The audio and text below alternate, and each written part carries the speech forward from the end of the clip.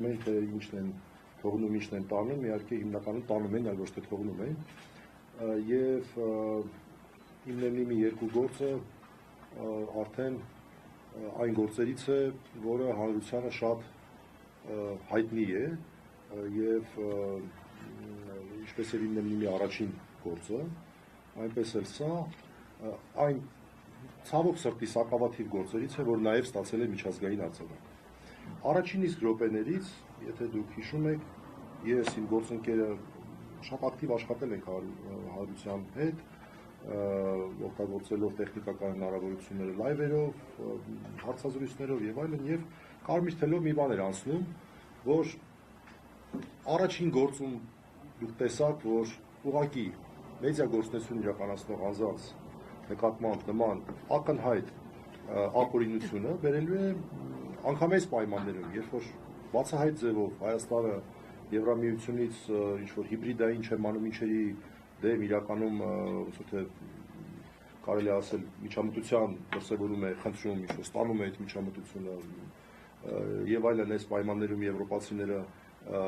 լուրջ այսպես արձագանքի կարծեք թե տեղ չեն թողնում նման դեպքերում,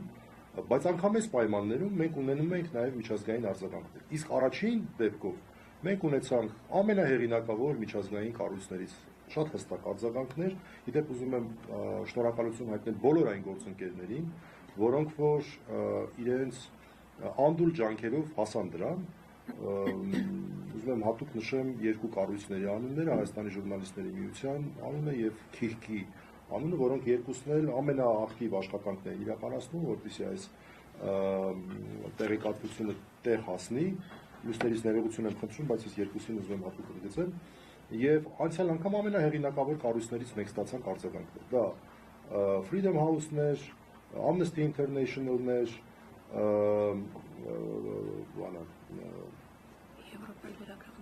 Եվրոպայի լրագրողների ֆեդերացիան եւ մյուս ամենահայտնի կազմակերպությունը միջազգային ոչ կառավարական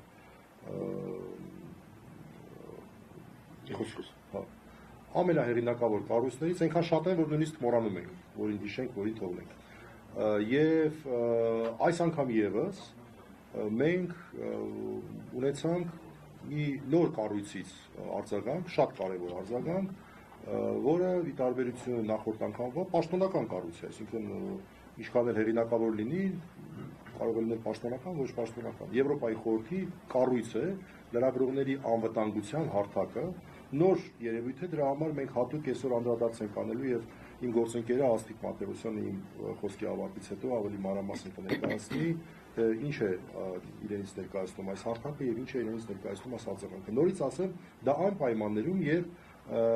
այսպես ասենք, ֆոնը ամենևին բարենպաստ չէ, բա որ բարենպաստ լիներ ինչ կլիներ։ Ես ուզում եմ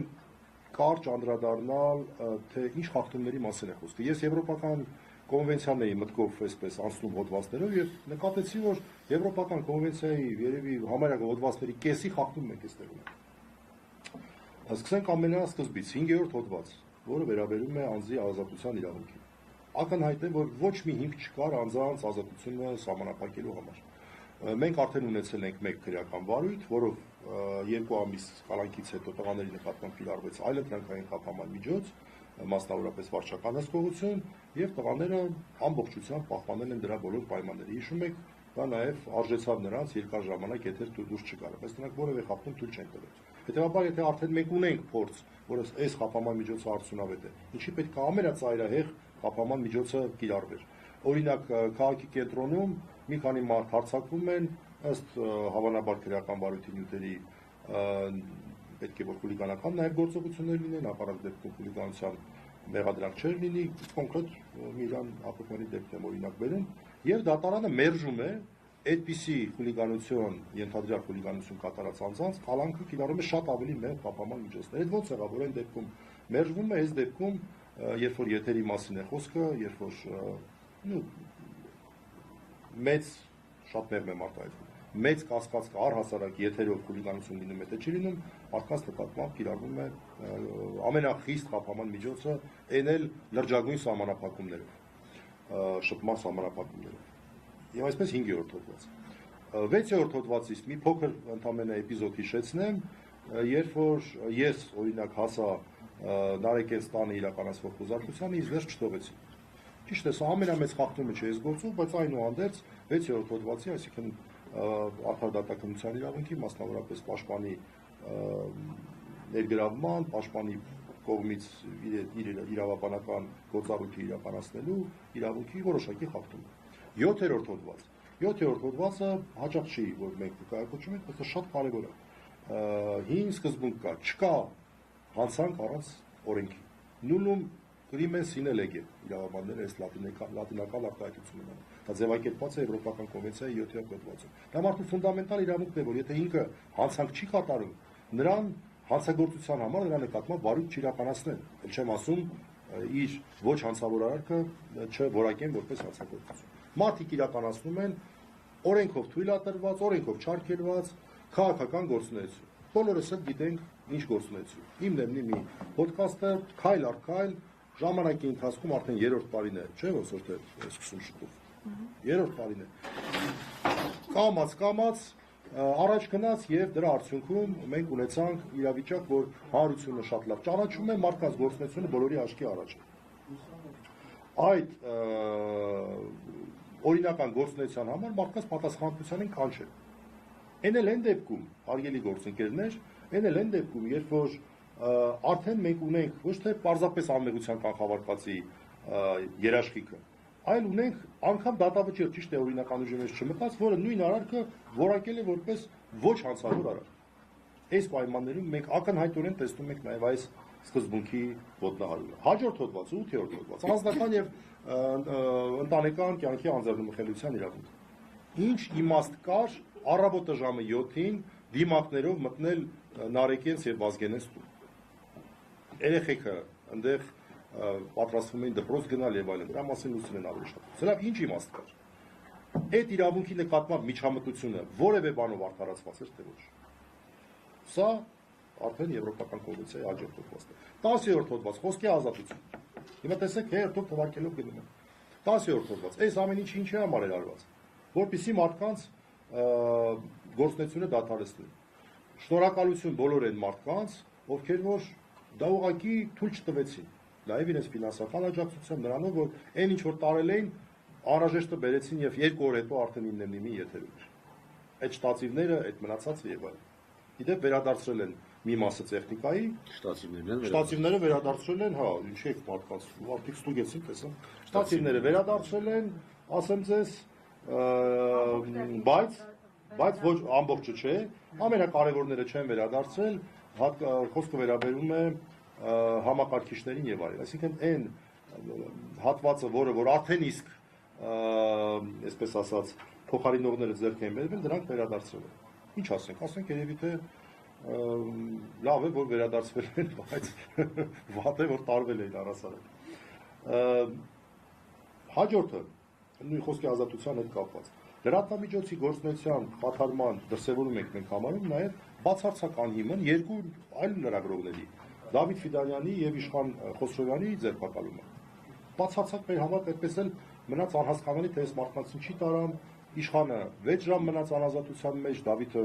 2.5 50 ժամ, այսպես անազատության մեջ մնաց եւ կարծում ենք, որ դա նույնպես նպատակ էր հետապնդում դադարեցնել անտիֆեյքի գործունեությունը։ Եվ վերջապես 14-րդ հոդված, որը խտրականության արգելքն է։ Խտրականության այս ամեն ինչը կատարվում է խտրական ձևով։ Մենք չենք տեսել պրոիշխանական նման գործունեության մասով որևէ միջամտություն, քրեական հետապնդում, էլ չենք ասում մասկաներով ԱԱՑ-ի աշխատակիցները գնալ։ Ես չեմ հասկանում, մեր երկրում ԱԱՑ-ն շատ կարևոր գործառույթներ ունի, որ պետք է իրականացվի։ Դրա համար է մեր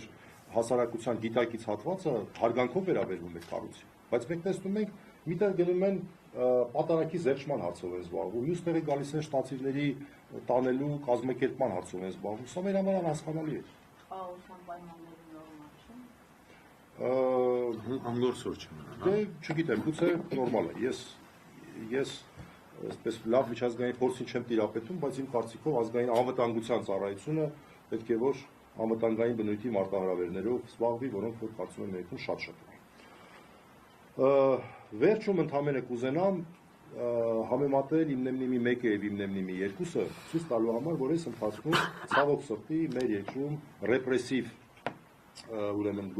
ռեպրեսիվ ապարատը շատ ավելի մեծ հնարավորություններ է ստացել։ Ընդամենը 1 տարի 5 ամսվա ընթացքում։ Զուտ համեմատության համար։ Իմնեմնիմի 1 գործով մարդկանց տները ժամը 7-ին չգնաց։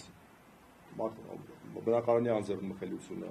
անձնական ընտանեկան կյանքի անձեռնմխելիությունը դրա նկատմամբ միջամտություն չեղավ։ Նույնիսկ այստեղ գալուց ոչ թե խուզարկությամբ էին եկել, այլ դեպքի վայրի զննությամբ էին եկել։ Մասկաներ եւ այլն նման բաներ չկար։ Երկրորդը բանի այդ անտիֆեյքի գործունեության նկատմամբ միջամտություն չեղավ։ Լրագրողների մասով որևէ միջամտություն չեղավ։ Երրորդը, եկեք այնուհանդերձ իրավիճակներն քննարկենք։ Նախորդ անգամվանից հետո մենք նաև որոշակի հետևություններ էինք արել եւ օրինակ արդեն իսկ երկար ժամանակի բոլոր հաղորդումները սկսվում են շատ հստակ, միանշանակ, բավական տևական ծանուցումով, որ ուղղված է միջազգային ներողությունը, որ ուղղված է ունկնդիրներին, որ իմացեք, հնարավոր է, քանի որ սա ուղի եթեր է, որ ոչ նորմատիվային լեքսիկա է ստեղ լինում, 18+ լեքսիկա է ստեղ լինում։ Նույն բանը ինչ որ օրինակ անում է հանրային հեռուստաընկերությունը, երբ որոշ ֆիլմերի մասին գրում է 18+։ Հիմա ներողություն, եթե այնտեղ ինչ որ մի ոչ նորմատիվային անպարկեշտ արտահայտություն հնչի, օրինակ ներողություն եմ խնդրում, 1000 ներողություն խնդրում եմ սրտից թույլերը թող հեռանան, եթե հետույք բառը օրինակ հնչի։ Այդ մարդկանց ինչ պետք է գնաք դատեք, գնում են, չէ, 18+։ Հաջորդը տարբերակիչ առանձնահատկություն, անցյալ անգամ չէին սահմանափակել տղաների ուրեմն տեսակցությունների հնարավորություն։ Տեսակցությունների հնարավորությունները սահմանափակված են։ Միայն պաշտպաններ եւ մերձավոր ազգականներ, որը ոչ չեն, մերձավոր ազգականները սկզբունքորեն կարող են, բայց պաշտպանները չեն կարող։ Որևէ մեկ ազգային ժողովի պատգամավորները, բազմաթիվ պատգամավորներ են հետաքրքրվում, որ ցանկություն ունեն այցելել, անցյալ անգամ այցելում են։ Բացառապես այն պատճառով է սահմանափակված, որ մարդիկ կտրվեն, չկարողանան իրենց այսպես շփումներ ունենալ, օրինակ ազգային ժողովի պատգամավորների հետ։ Եվ նաև շնորհակալություն եմ հայտնում բոլոր այդ պատգամավորներին, երկու ընդդիմադիր ֆրակցիաներից, որոնք որ անընդհատ հետաքրքրվում են, անդադ ասում են, ինչ որ բան չփոխվեց, էլի չենք կարող գնալ, էլի չենք կարող գնալ, ցավոք սրտի դեռ գնալ չենք կարող։ Ամենավերջում ասեմ, որ մենք ստացանք հետաքրքիր արձագանք Եվրոպայի խորհրդից։ Սա էլ է տարբերություն։ Անցյալ անգամ երբ որ դիմումներ եղան նույն Եվրոպայի խորհրդին, որևէ պատասխան չստացանք։ Այս անգամ մենք ստացանք պատասխան։ Նամակ ուղարկեց Եվրոպայի միության պատվիրակության ղեկավարը, շնորհակալ ենք, որ նամակ ուղարկել են, այսինքն դա մենք համարում ենք ուշադրության նշան որոշակի եւ հույս ունենք, որ դա նաեւ նշանակում է, որ գիտեք մենք քանի որ այնտեղ հիբրիդային հարցեր կան, մենք չենք կարող հրապարակած ձեր հետ շփվել, բայց սա արժեքներ են, որոնցով մենք զբաղվում ենք եւ գուցե փակ դռների հետևում նաեւ այդ հարցը բարձրացնում ենք։ Բայց այն տեքստը, որ այդ նամակում կար, մեղմ ասած տարօրինակ էր։ Նշված էր, որ դա գիտեք ինչ, մենք չենք կարող զբաղվել նման հարցերով, այդ հարցերը մեր իրավասության, դա Հայաստանի ներքին գործն է, Հայաստանը այդ հարցերով թող զբաղվի։ Ես հիշողությունս թարմացնելու համար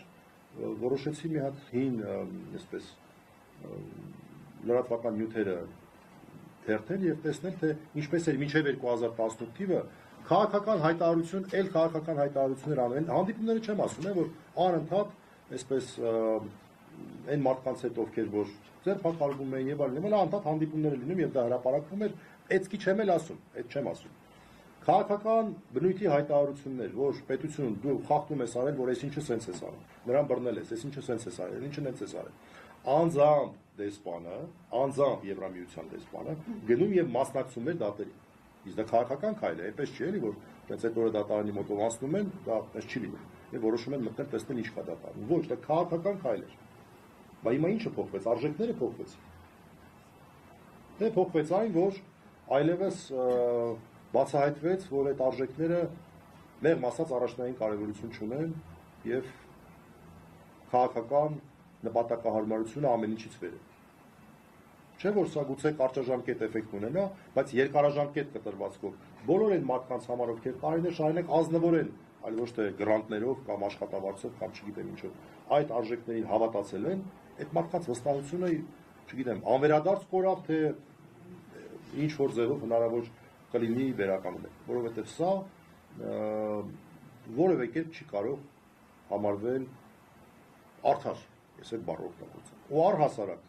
հիմնի նկատմամբ էս հետապնդումը եւ արդարությունը ծայրահեղ տարբեր բևեռներով են գտնվում, ծայրահեղ անարդար վիճակի։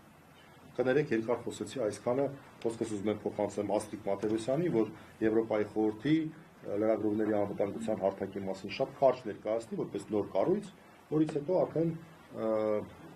լուսինեն խոսի, եւ ես ուզում եմ առիթը օգտագործնելով իմ, չգիտեմ, ոնց ավելի հիացմունքը արտահայտեմ, թե ինչքան այսպես քաջաբար